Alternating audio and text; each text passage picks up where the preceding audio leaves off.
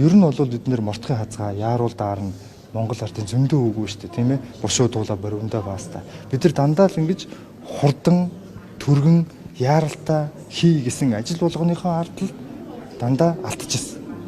Дандаа хулгай явж исэн, авилга явж исэн.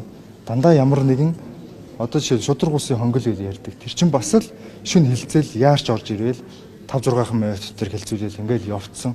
Тэр үед хинч анхаарч амжаагүй л байсан. Дараа нь үр дүнгийн л бид нэр одоо хүртэл ярьж байгаа.